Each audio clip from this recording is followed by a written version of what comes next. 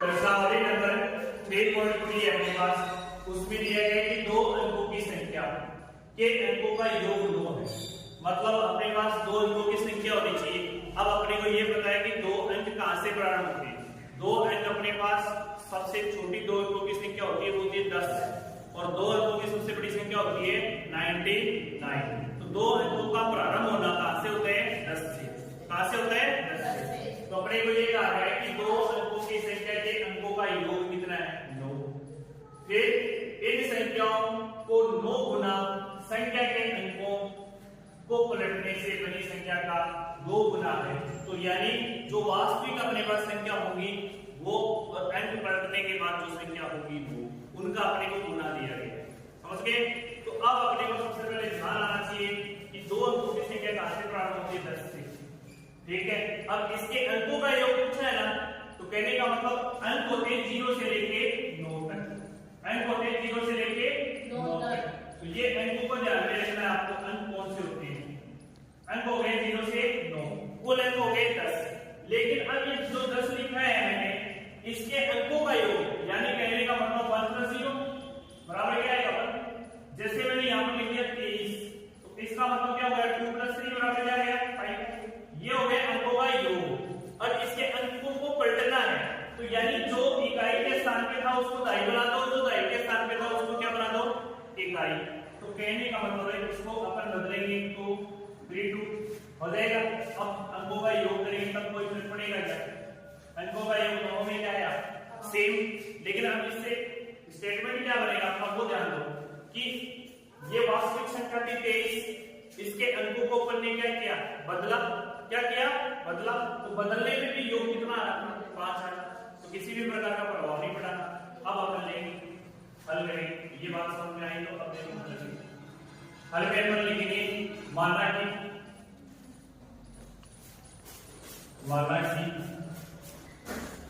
इकाई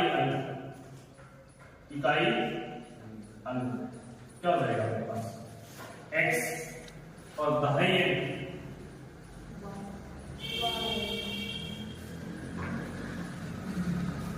y हो जाएगा। अब अपने को प्रश्न में शर्त दी गई है। क्या दी गई है? शर्त। तो अपन स्थिति प्रथम देखेंगे।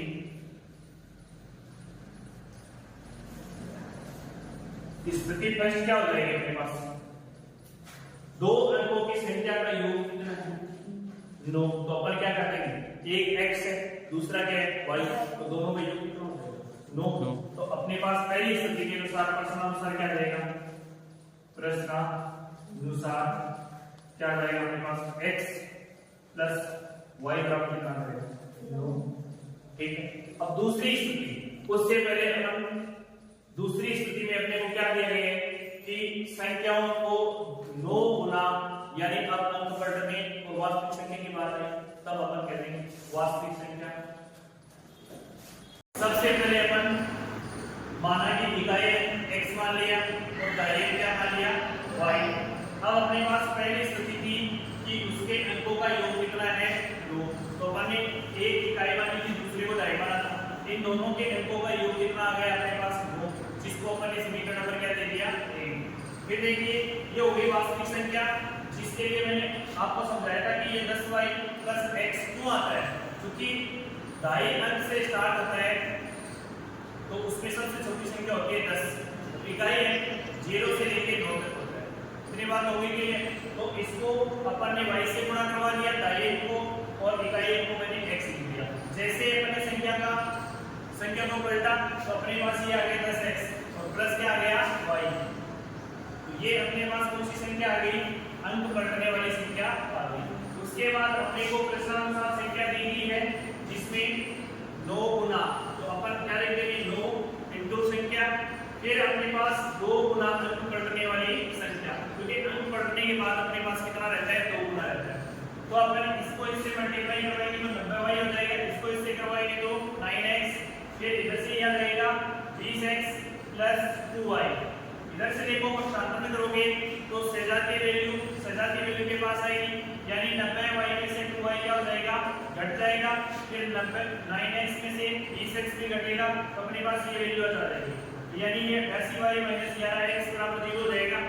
फिर देखिए अपने पास यहाँ पर -11 और प्लस 88y बराबर 0 समीकरण नंबर 2 हो गया।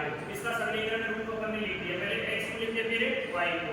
अब अपने पास समीकरण 1 और समीकरण 1 को पर 11 से गुणा करेंगे तो अपने पास जो नया समीकरण आएगा वो 11x + 11y बराबर 99 आ जाएगा। ठीक है, अब देखो यहाँ पर एक ऋणात्मक है और एक अपने पास क्या है धनात्मक, तो संख्या अपनी माइनस नहीं करनी, अपने को क्या करना संख्याओं को जोड़ना। तो अपन लिख देंगे समीकरण 3 को समीकरण 1 में जोड़ने पर जैसे अपन जोड़ेंगे तो अपने पास रिजल्ट आएगा। तो जोड़ो इसको, पहला समीकरण क्या है 11x + 11y बराबर कितना है 90। अब ऊपर अपने पास क्या है -11x + 88y बराबर अपने पास कितना है 0। जैसे अपन संख्याओं को जोड़ेंगे तो चिन्ह बदलने की जरूरत नहीं है, जोड़ेंगे तो प्लस का तो प्लस से मिलेगा, ये वाली संख्याएं कट जाएंगी क्योंकि एक प्लस है दूसरा क्या है माइनस का। अब देखो ये अपने पास कितना आ जाएगा 99y, इधर जोड़ोगे तब भी 99। जैसे इसको काटोगे तो समीकरण 1 में रखेंगे, जैसे अपन समीकरण 1 में रखेंगे तो अपने पास वैल्यू क्या रहेगी 1 + y बराबर 9। यहां से अपने पास x आएगा ना, x से +1 बराबर 9। अब यहां से अपन पक्षांतरण करेंगे तो अपने पास x बराबर क्या रहेगा 8, x बराबर क्या रहेगा 8। अब अपन कह सकते हैं ना अतः इकाई अंक तो अपने पास क्या आ गया 8 और दाई अंक क्या आ गया अपने पास 1। लिख सकते हैं अपन अतः इकाई अंक हो गया अपने पास कितना 8 और दाई अंक कितना हो गया 1। तब वास्तविक संख्या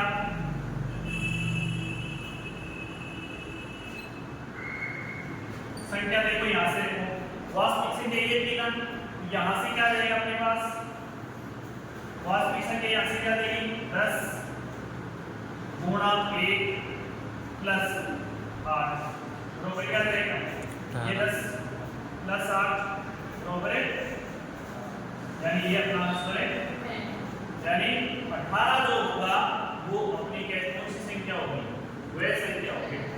ठीक है, वास्तविक संख्या कौन सी हो जाएगी विशेष